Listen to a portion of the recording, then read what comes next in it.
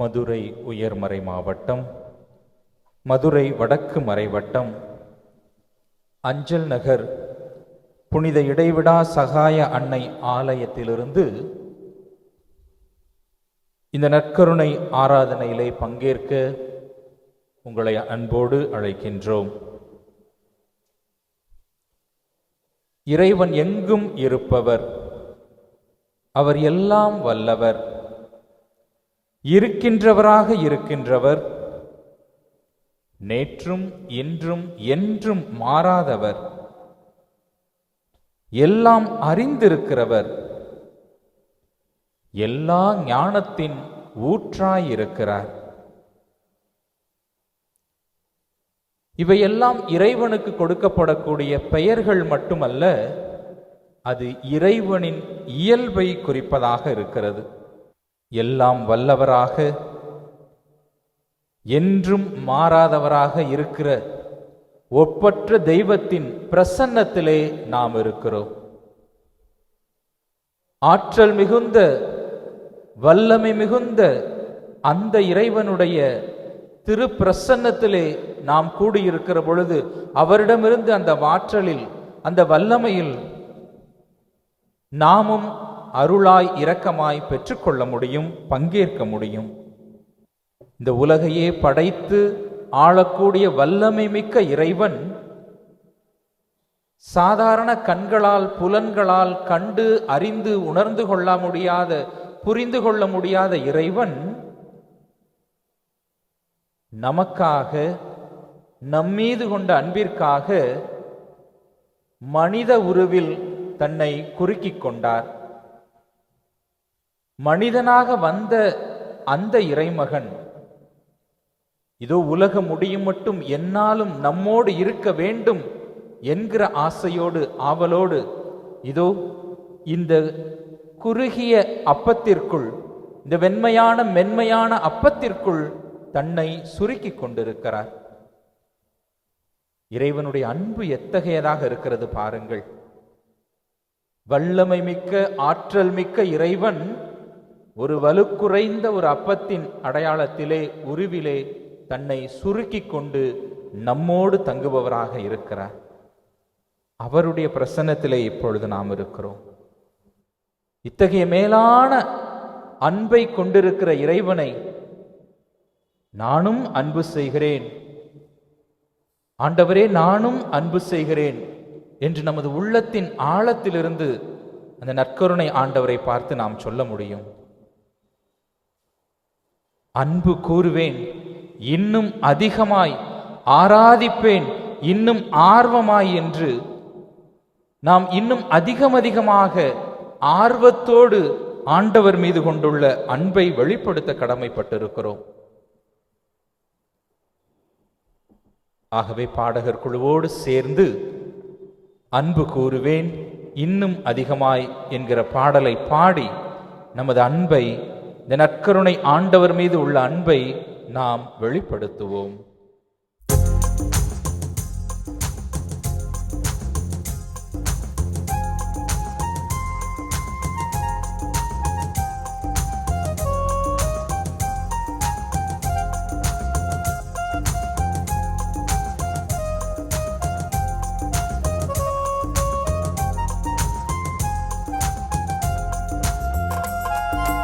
அன்பு கூறுவேன் இன்னும் அதிகமாய், ஆராதிப்பேன் இன்னும் ஆர்வமாய்.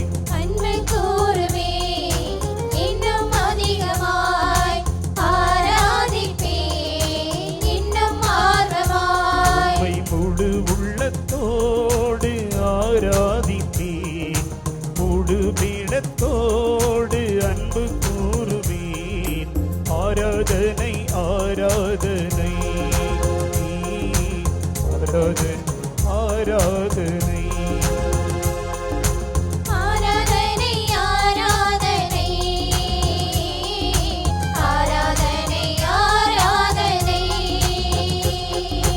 அன்பு கூறுவேன் இன்னும் அதிகமாய், ஆராதிப்பேன் இன்னும் ஆர்வமாய்.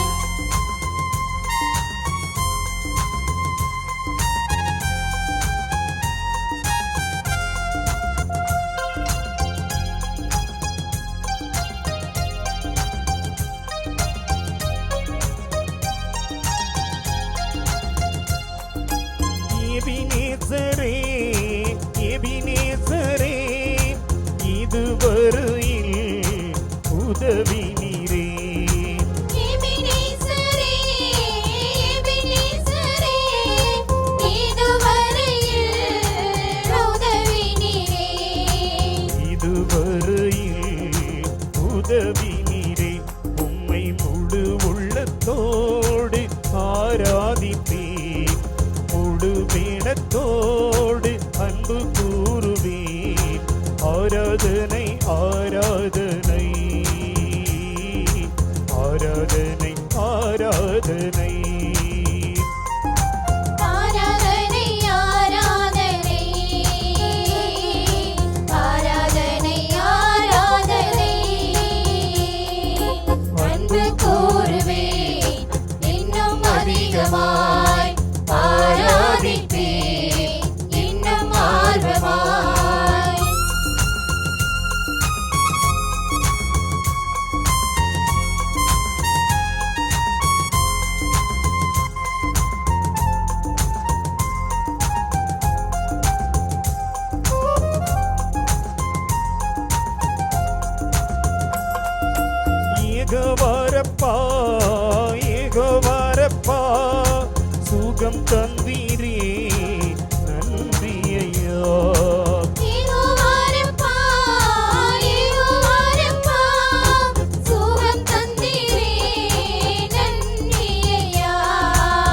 சுகம் தந்தீரே நன்றி ஐயா. உம்மை முழு உள்ளத்தோடு ஆராதிப்பேன், முழு பீனத்தோடு அன்பு கூறுவேன். ஆராதனை ஆராதனை ஆராதனை ஆராதனை. ஆராதனை ஆராதனை ஆராதனை ஆராதனை. அன்பு கூறுவேன் இன்னும் அதிகமாய், ஆராதிப்பேன் இன்னும் ஆர்வமாய்.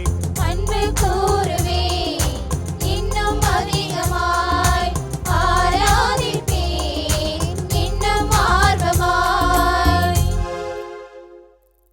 அந்த பாடலில் இறைவனுக்கு கொடுக்கப்பட்டுள்ள பெயர்கள் விவிலிய பின்னணியிலே எவ்வளவு அருமையான பெயர்களாக இருக்கிறது.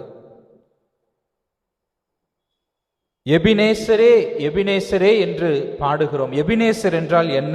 சாமுவேல் ஆகமம் முதல் புத்தகம், சாமுவேல் முதல் புத்தகம் 7:12 பார்க்கிறோம். பிலிஸ்தியர்களை வென்றதன் அடையாளமாக இறைவாக்கினர் சாமுவேல் அங்கே ஒரு கல்லை நிறுவி இறைவனுக்கு நன்றி செலுத்துகிறார். ஆக எபினேசர் என்று சொல்லுகிற பொழுது எனக்கு அரணாக, எனக்கு தூணாக இருந்து காக்கின்ற இறைவன் என்பதாக பொருள்படுகிறது. ஆக அவர் காக்கின்ற இறைவனாக இருக்கிறார், நமக்கு அரணாக கற்பாறையாக இருக்கிறார். நம்மை காக்கின்ற இறைவன் அந்த காத்தலின் அடையாளமாக இறைவாக்கினார் சாமுவேல் நிறுவிய அந்த கல்லாக, நிலையான கற்பாறையாக இறைவன் இருக்கிறார் என்பதைத்தான் எபினேசர் என்கிற ஒரு வார்த்தையின் வழியாக நாம் சொல்லுகிறோம். எல்ரோயி எல்ரோயி என்னை கண்டீரே என்று நாம் பாடினோம். எல்ரோயி என்றால் என்ன அர்த்தம்? கடவுளுக்கு அந்த பெயரை யார் கொடுத்தார்? தொடக்க நூலிலே 16வது அதிகாரம் 13வது வசனத்திலே இதை நாம் வாசிக்க முடிகிறது. 16வது அதிகாரத்திலே என்ன நிகழ்ச்சி நிகழ்கிறது?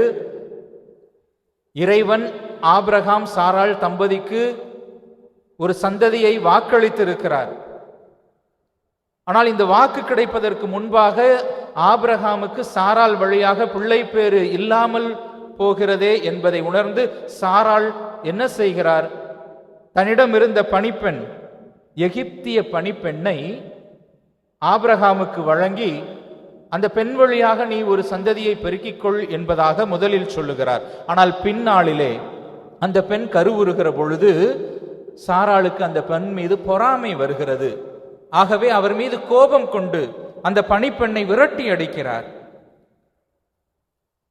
ஆகார் என்கிற அந்த பணிப்பெண் தன்னுடைய தலைவிக்கு பயந்து ஓடுகிற பொழுது ஆண்டவர் அந்த பெண்ணை தடுத்து நிறுத்தி, எங்கே செல்கிறாய், ஏன் இப்படி பயந்து நடுங்குகிறாய் என்று சொல்லுகிற பொழுது நிகழ்ந்தவற்றை அந்த பெண்ணானவள் சொல்ல கேட்டு ஆண்டவர் அவருக்கு வாக்கு கொடுக்கிறார். நீ பயப்படாதே, உன்னுடைய வயிற்றில் வரும் குழந்தையும் மிகப்பெரிய பேரினமாக மாறும் என்கிற வாக்கு கொடுக்கிற பொழுது ஆகார் என்கிற பெண்மணி அங்கே சொல்லுகிற வார்த்தை, என்னை காண்பவரை நான் கண்டேன்.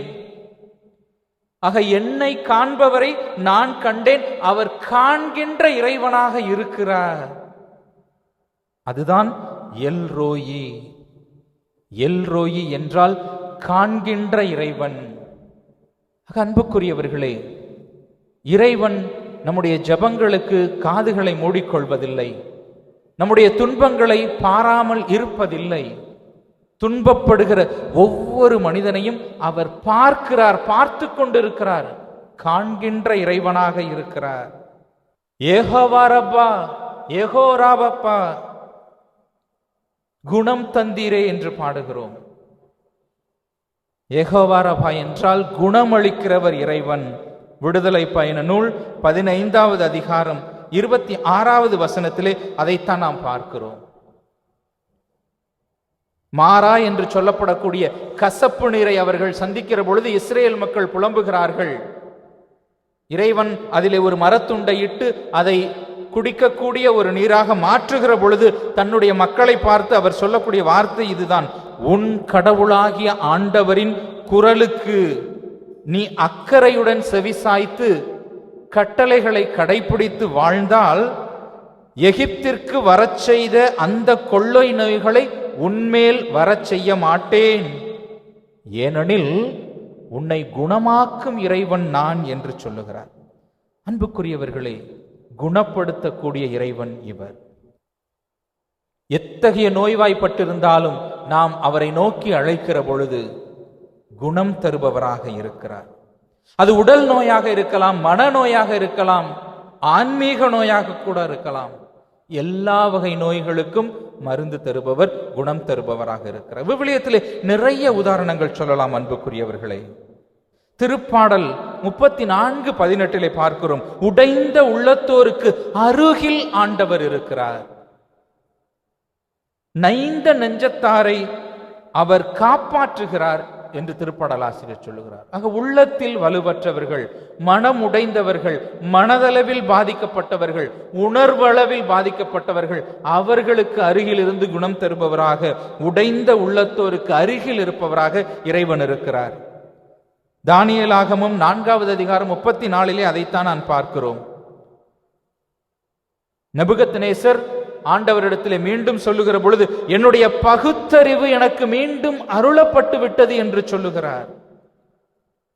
நம்முடைய அறிவு சார்ந்த பிரச்சனைகளையும் குணப்படுத்துபவராக இறைவன் இருக்கிறார். மீண்டும் திருப்பாடல் 103 2-3 வசனங்களிலே வாசிக்கிற பொழுது, அவர் உன் குற்றங்களை எல்லாம் மன்னிக்கிறார், உன் நோய்களை எல்லாம் குணப்படுத்துகிறார் என்று பார்க்கிறோம். அன்புக்குரியவர்களே, ஆன்மீக பிரச்சனை, நான் பாவம் செய்திருக்கிறேன், இந்த பாவத்திற்கு எனக்கு மன்னிப்பு உண்டா என்கிற நிலையில் நாம் வேதனைப்படுகிற பொழுது இறைவன் குணப்படுத்துபவராக, மன்னிப்பு அருளுபவராக இருக்கிறார் என்பதைத்தான் நாம் பார்க்கிறோம். இறுதியாக யாவே நீசி, யெகோவா நீசி என்று நாம் பாடலிலே பாடினோம். யாவே நீசி என்றால் வெற்றி தரக்கூடிய இறைவனாக இவர் இருக்கிறார். இறைவனே என் மேன்மை, இறைவனே என் வெற்றி கொடி என்று நாம் சொல்லக்கூடிய ஒரு அடையாளம். விடுதலை பயணம் 17வது அதிகாரம் 15வது வசனத்திலே அதைத்தான் நாம் பார்க்கிறோம். ஆண்டவரின் அரியணையை எதிர்த்து ஒரு கை ஓங்கி உள்ளது, இதனால் தலைமுறை தோறும் அமலேக்கியருடன் ஆண்டவர் போரிடுகிறார் என்று சொல்லுகிறது. ஆக எதிரிகள் அமலேக்கியர்கள் எவ்வளவு வலுவுள்ளவர்களாக இருந்தாலும் அவர்களை எதிர்த்து போரிடுகிறவர் ஆண்டவராக இருக்கிறார், வெற்றி தருபவராக இருக்கிறார். மாபெரும் வெற்றியின் வீரராக, அடையாளமாக இறைவன் இருக்கிறார். காண்கின்ற இறைவன், காக்கின்ற இறைவன், குணம் தரக்கூடிய இறைவன், வெற்றி தரும் இறைவன். இத்தகைய வியத்தகு செயல்களை செய்யக்கூடிய இறைவன் தான் நம் இறைவன். ஆகவே அத்தகைய இறைவனை நான் அன்பு கூறுவேன், இன்னும் அதிகமாக அன்பு கூறுவேன் என்று நாம் சொல்லி பாடுவதில் எந்த குறையும் இல்லை. மீண்டும் ஒரு முறையாக நாம் சேர்ந்து பாடுவோம். அன்பு கூறுவேன் இன்னும் அதிகமாய், ஆராதிப்பேன் இன்னும் ஆழமாய், ஆர்வமாய் என்று அந்த ஆர்வத்தோடு ஆண்டவரை புகழ்ந்து பாடுவோம். அன்பு கூறுவேன் இன்னும் அதிகமாய், ஆராதிப்பேன் இன்னும் ஆர்வமாய். அன்பு கூறுவேன் இன்னும் அதிகமாய், ஆராதிப்பேன் இன்னும் ஆர்வமாய். உம்மை முழு உள்ளத்தோடு ஆராதிப்பேன், முழு பீடத்தோடு அன்பு கூறுவேன். ஆராதனை ஆராதனை ஆராதனை ஆராதனை ஆராதனை ஆராதனை ஆராதனை ஆராதனை. அன்பு கூறுவேன் இன்னும் அதிகமாய், ஆராதிப்பேன் இன்னும் ஆர்வமாய். திருப்பாடல் ஆசிரியர் 44வது திருப்பாடல் 6-7 இறை வசனங்களிலே, என் வில்லை நான் நம்பவில்லை, என் வாள் என்னை காப்பாற்றப் போவதில்லை, நீரே பகைவரிடமிருந்து எங்களை காப்பாற்றுகிறீர், எங்களை வெறுப்போரை வெட்கமுறச் செய்கிறீர் என்று சொல்லுகிறார். ஆக நம்மை காக்கின்ற இறைவன் நம்முடைய இறைவனாக இருக்கிறார். திக்கற்றவர் கூவி அழைக்க ஆண்டவர் அவர் குரலை கேட்டருளினார் என்றுதான் நாம் பார்க்கிறோம். பேதுரு கூட யாரிடம் செல்வோம் இறைவா, வாழ்வு தரும் வார்த்தைகள் உம்மிடம் தானே உள்ளன என்று சொல்லுகிறார். ஆக அன்புக்குரியவர்களே, உலகம் தோன்றுவதற்கு முன்பாக இருக்கின்ற இறைவன் நேற்றும் இன்றும் என்றும் மாறாதவராக, அவருக்கு 1000 ஆண்டுகளும் கூட ஒரு நாளை போல நேற்றை போல கரைந்து விடுகிறது. காலங்கள் அவருக்கு மிக பெரிய அல்ல, அவர் காலங்களை கடந்தவராக இருக்கிறார். அத்தகைய இறைவனை புகழ்ந்து பாடகர் குழுவோடு சேர்ந்து பாடுவோம். தூயவரே உம்மை துதிக்கிறேன், நல்லவரே உம்மை பாடுகிறேன்.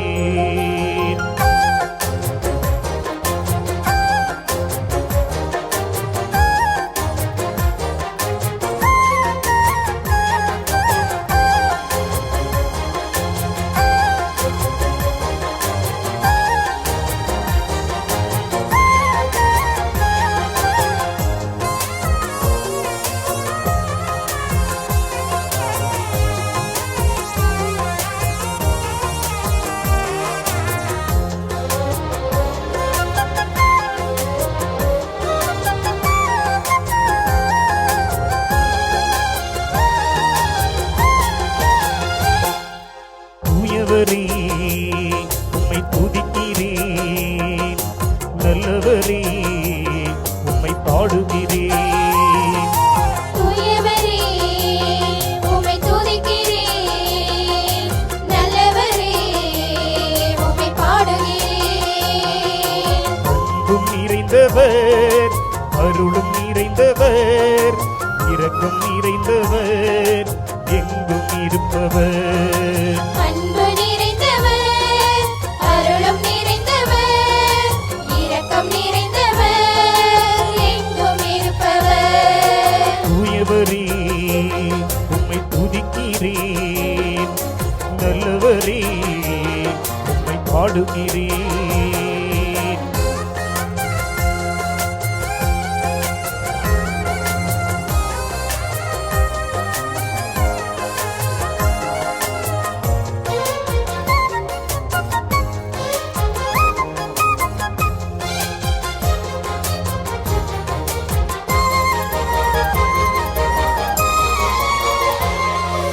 மலைகள் விலகினாலும் உம் அன்பு விலகிடாது, குன்று அசைந்து போனாலும் அன்பு மாறிடாது.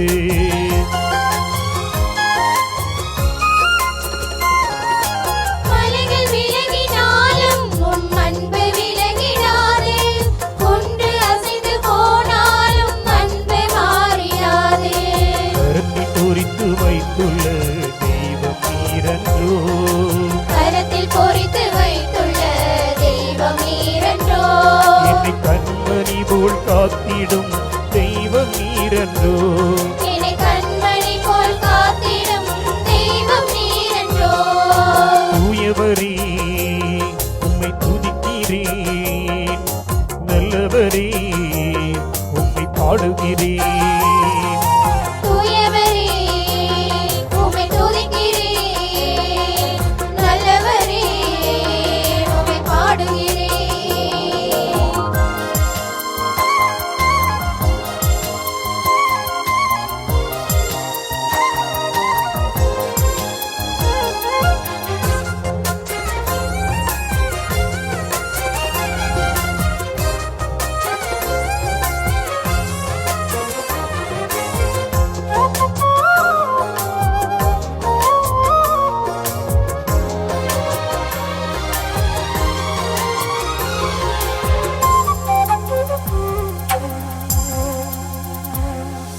தீயின் நடுவே நடந்தாலும் எரிந்து போக மாட்டேன், கடலின் நடுவே நடந்தாலும் மூழ்கி போக மாட்டேன். தீயின் நடுவே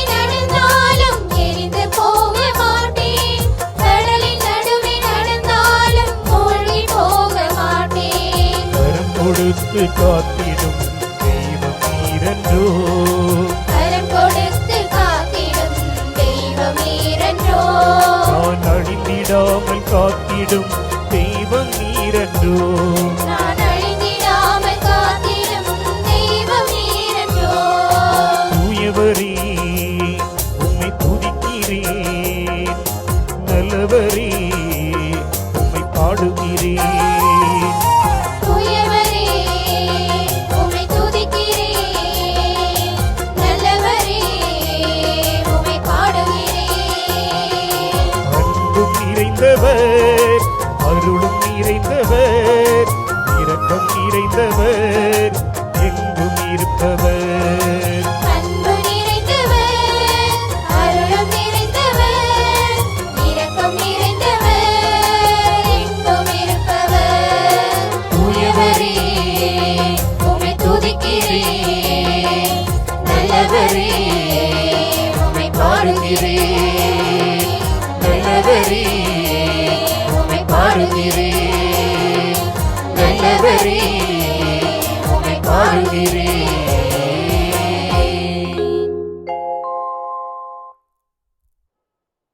திருவெளிப்பாட்டு நூலிலிருந்து வாசகம். 15வது அதிகாரம் 1 4 வரை உள்ள இறைவார்த்தைகள். பின்பு பெரியதும் வியப்புக்குரியதுமான மற்றோர் அடையாளத்தை விண்ணகத்தில் கண்டேன். 7 வானதூதர்கள் 7 வாதைகளை கொண்டிருந்தார்கள். இறுதியான அந்த வாதைகளோடு கடவுளின் சீற்றம் முற்றிலும் தனியும். நெருப்போடு கலந்த கண்ணாடி கடல் போன்ற ஒன்றையும் கண்டேன். தொடர்ந்து விலங்கின் மீதும் அதன் சிலை மீதும் என்னால் குறிக்கப்பெற்ற அந்த ஆள் மீதும் வெற்றி பெற்றவர்கள் கடவுள் கொடுத்திருந்த யாழ்களை ஏந்திய வண்ணம் கண்ணாடி கடல் அருகே நின்று கொண்டிருக்க கண்டேன். அவர்கள் கடவுளின் பணியாளரான மோசேயின் பாடலையும் ஆட்டுக்குட்டியின் பாடலையும் பாடிக்கொண்டிருந்தார்கள். கடவுளாகிய ஆண்டவரே, எல்லாம் வல்லவரே, உம் செயல்கள் பெரியன, வியப்புக்குரியன.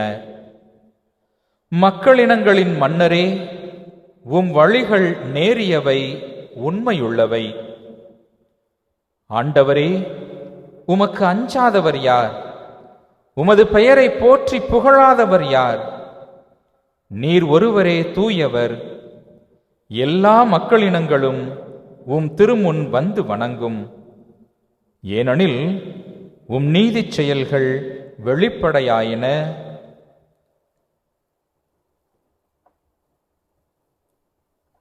ஆண்டவரின் அருள்வாக்கு. இறைவனுக்கு நன்றி. ஆண்டவருடைய செயல்கள் வியப்புக்குரியன. வியப்புக்குரிய செயல்களை செய்ய வல்லவர் இறைவனாக இருக்கிறார்.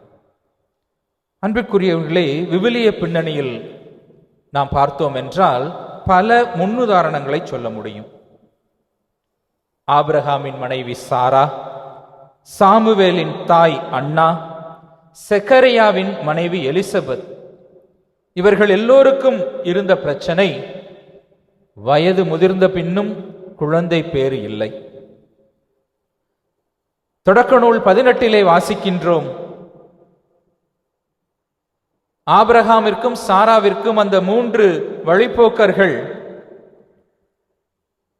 ஒரு புதிய சந்ததியை, குழந்தை பேரை வாக்களிக்கின்ற பொழுது சாரா தனக்குள்ளாக நினைத்து பார்க்கிறாள், நானோ கிழவி, என் தலைவரோ வயது முதிர்ந்தவர், இனி எங்களுக்கு இன்பமா? இது எப்படி நிகழும் என்கிற அந்த ஒரு கேள்வி அங்கேயே நிகழ்ந்திருக்கிறது. ஆனால் இறைவன் வாக்களிக்கிறார். பணிப்பெண் ஆகார் வழியாக குழந்தை அல்ல. அந்த 3 தூதர்களும் சொல்லுகிறார்கள், ஆண்டவரால் ஆகாதது எதுவும் உண்டா? தொடக்க நூல் 18வது அதிகாரம் 13 வாசிக்கின்றோம். ஆண்டவரால் ஆகாதது எதுவும் உண்டா? அதிசயங்களை, வல்ல செயல்களை செய்கிறவராக இறைவன் இருக்கிறார். முதிர்ந்த வயதில் அண்ணா ஆலயத்திலே அழுது ஜெபித்துக் கொண்டிருந்த பொழுது அங்கே குருவாக இருந்த அந்த குருவானவர் அவரிடம் கேட்கிறார். அவர் நினைச்சுக்கிட்டாரு ஏதோ மது போதையிலே அந்த பெண்ணானவள் புலம்பிக் கொண்டிருக்கிறாரோ என்று. ஆனால் அவர் சொல்லுகிறார், திருமணம் முடிந்து இவ்வளவு வயதான பின்பும் குழந்தை பேரில்லை, அதற்கான அவமானங்களை பெற்றுக் கொண்டிருக்கிறோம். எனக்கு ஒரு குழந்தை கிடைத்தால் அதை ஆண்டவருக்கே அர்ப்பணிக்கிறேன் என்று அண்ணாவின் ஜெபம் மன்றாட்டு கேட்கப்படுகிறது. சாமுவேல் இறைவாக்கினர் இறைவனுடைய அருளால் கிடைக்கப்பெறுகிறார். அன்புக்குரியவர்களே, வல்ல செயல்களை செய்பவராக இறைவன் இருக்கிறார். செக்கரியா எலிசபெத்தின் கதையும் நமக்கு தெரியும். கருவுற இயலாதவர் என்று சொல்லப்பட்ட அவருக்கு இது 6ஆம் மாதம் என்று கபிரியேல் தூதர் கன்னிமரியாளுக்கு மங்கள வார்த்தை சொல்லுகிற பொழுது அதனை மீண்டுமாக சொல்லுகிறார், நினைவுபடுத்துகிறார். கடவுளால் ஆகாதது ஒன்றும் இல்லை. அன்னை மரியாளிடம் வானதூதர் சொன்ன அந்த வார்த்தை. அதிசயங்களை செய்து காட்டுவார். வல்ல செயல்களை நம் வாழ்வில் நிகழ்த்தக்கூடியவராக இருக்கிறார்.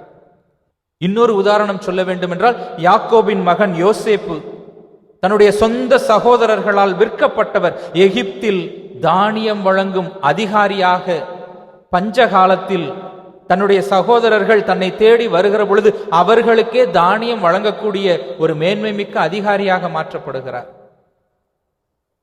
இது ஒரு நாளில் நிகழ்ந்து விடவில்லை. யோசேப்புக்கு அவர் அனுபவித்த துன்பங்கள் பல.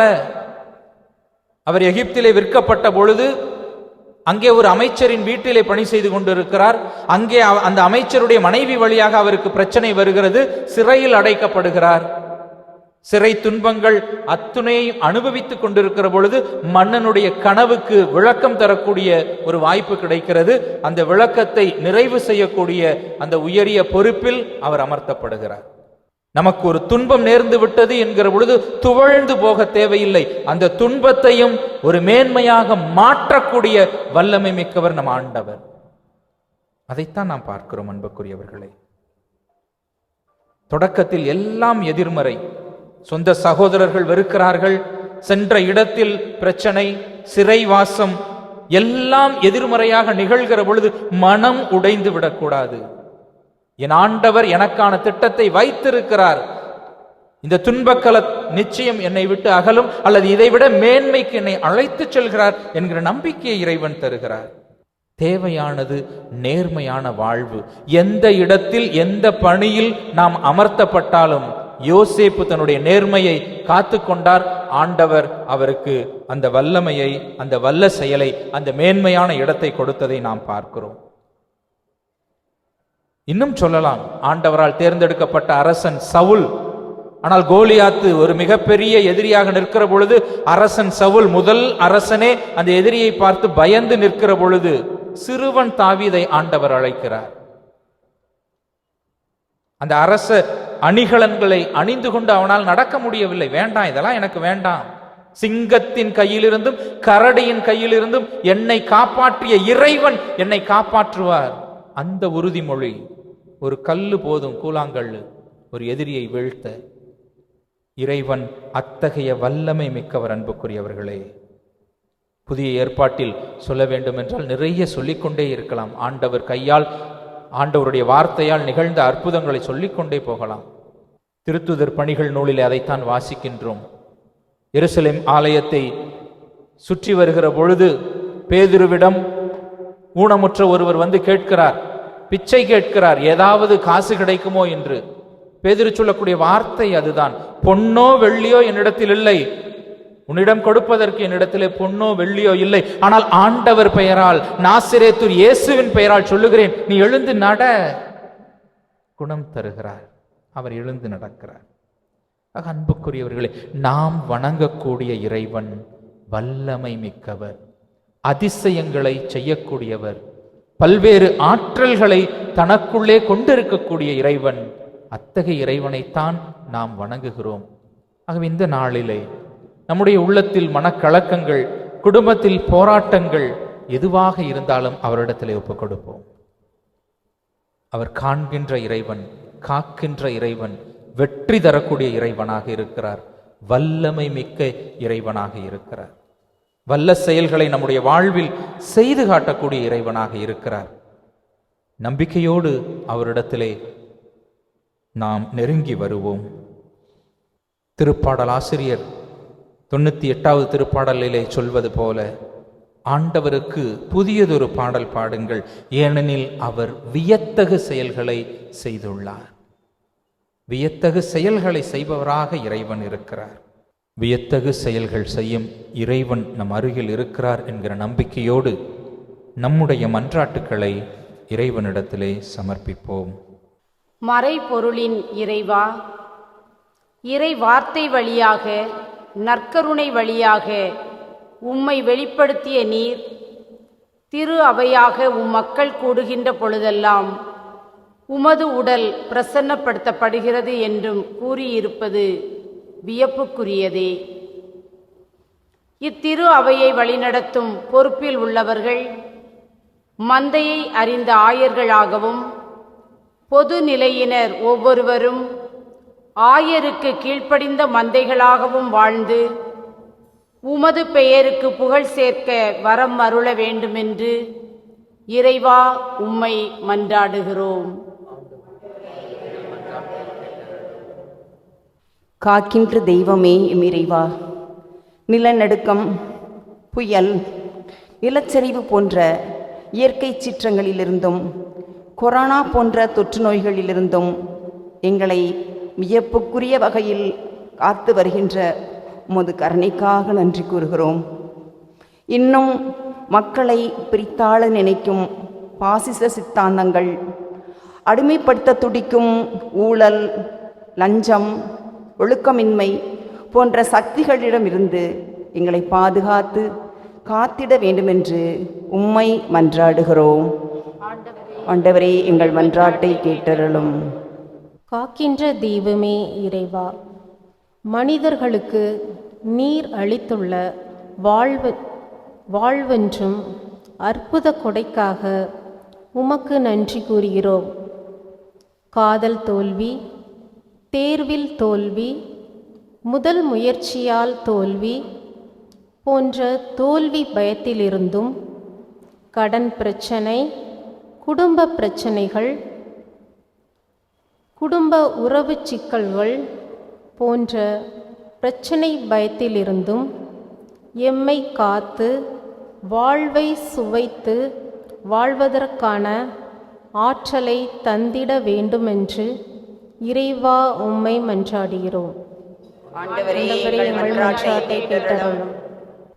குணமளிப்பவரே எம் இறைவா, தமிழ் கத்தோலிக்கர்களுக்கான தனிப்பெரும் தொலைக்காட்சியான மாதா தொலைக்காட்சி உருவாக்கப்பட்டு 10 ஆண்டுகளை கடந்து வெற்றிகரமாக செயலாற்றி வரும் வியப்புக்குரிய செயலுக்காக உமக்கு நன்றி கூறுகிறோம்.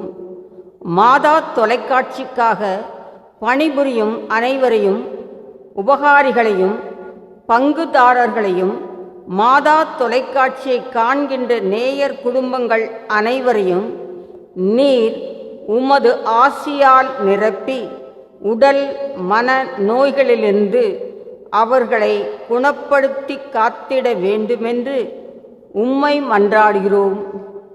ஆண்டவரே, எங்கள் மன்றாட்டை கேட்டருளும். இன்னும் நம்முடைய உள்ளத்திலே எண்ணற்ற மன்றாட்டுக்கள் இருக்கலாம், தேவைகள் இருக்கலாம். வியப்புக்குரிய செயல்களை செய்பவர் இதோ அவர் முன்னிலையில்தான் நாம் இருக்கிறோம். அவரிடம் எடுத்து வைப்போம். செங்கடலை 2ஆக பிரித்திட்ட இறைவன்,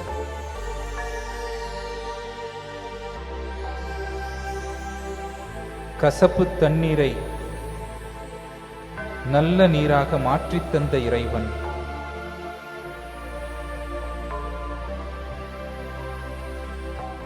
வானிலிருந்து மன்னாவும் காடையும் பொழியச் செய்த இறைவன், காகங்களின் வழியாக இறைவாக்கினருக்கு உணவளித்த இறைவன்,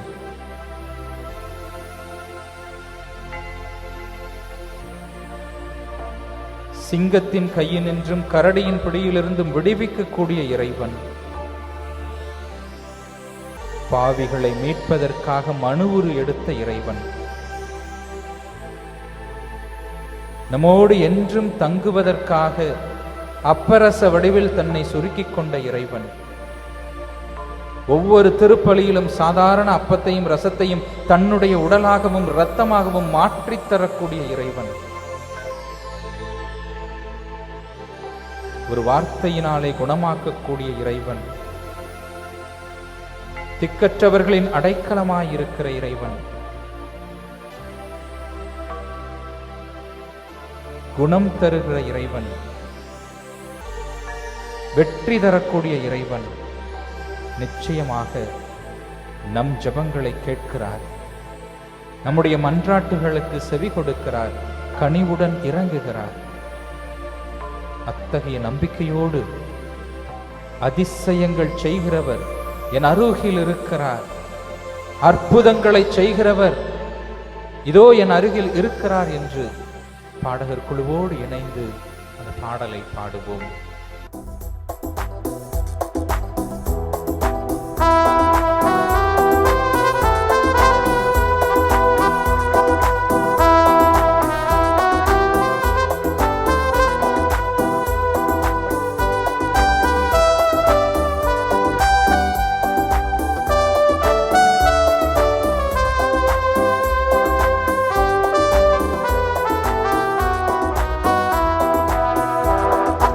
அதிசயங்கள் செய்கிறவர் நம்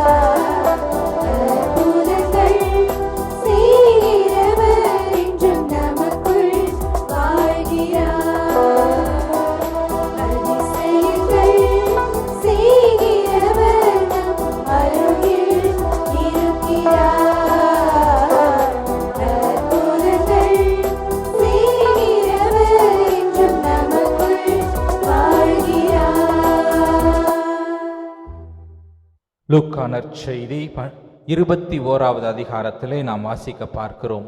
தன்னுடைய சீடர்கள் பட வேண்டிய துன்பங்களை இறைவன் சொல்லுகிற பொழுது, உங்களை என் பொருட்டு கைது செய்து நீதிமன்றங்களுக்கு அழைத்துச் செல்லுவார்கள், அப்போது என்ன பதில் சொல்வது என்று நீங்கள் முன்னதாகவே கவலைப்பட வேண்டாம். நானே உங்களுக்கு வன்மையையும் ஞானத்தையும் கொடுப்பேன் என்று இறைவன் சொல்லுகிறார். உங்கள் எதிரிகள் எவராலும் உங்களை எதிர்த்து நிற்கவோ உங்களை எதிர்த்து பேசவோ முடியாது என்கிற உறுதியை தருகிறார். அவர் நம்மிடம் சொல்வது, நீங்கள் மன உறுதியோடு இருந்து உங்கள் வாழ்வை காத்துக்கொள்ளுங்கள் என்பது மட்டும்தான். நம் வாழ்வில் வியப்புக்குரிய செயல்களை செய்வதற்கு இறைவன் தயாராக இருக்கிறார்.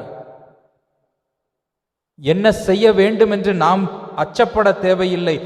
வன்மையையும் ஞானத்தையும் தரக்கூடியவராக இருக்கிறார். தருவேன் என்கிற உறுதியை தருகிறார். மன உறுதியோடு இருந்து நம்முடைய வாழ்வை காத்து கொள்வதற்கு என்றென்றும் நாம் இறைவனோடு உடனிருந்து அவர் வழியில் செயல்பட உறுதி கொண்டவர்களாய் மாண்புயர் கீதம் பாடி இறைவனை புகழ்வோம்.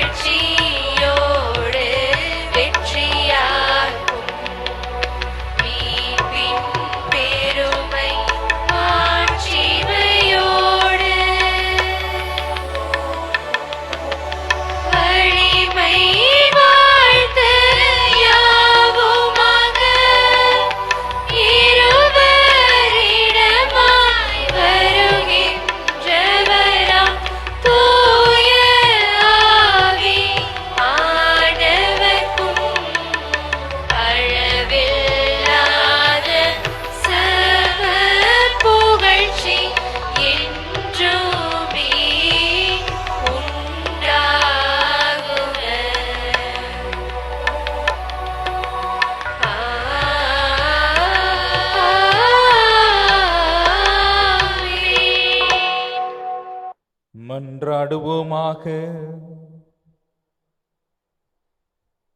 இறைவா, இந்த வியப்புக்குரிய அருளடையாளத்திலே உம்முடைய பாடுகளின் நினைவை எங்களுக்கு விட்டு சென்றி உம் திருவுடல் திருரத்தம் ஆகியவற்றின் தூய மறைபொருளை வணங்கும் நாங்கள் உமது மீட்பின் பயனை இடைவிடாமல் துய்த்து உணர்ந்து மகிழ அருள்வீராக. தந்தையாகிய இறைவனோடு தூய ஆவியாரின் ஒன்றிப்பில் இறைவனாய் என்றென்றும் வாழ்ந்து ஆட்சி செய்கின்ற உம்மை மன்றாடுகிறோம்.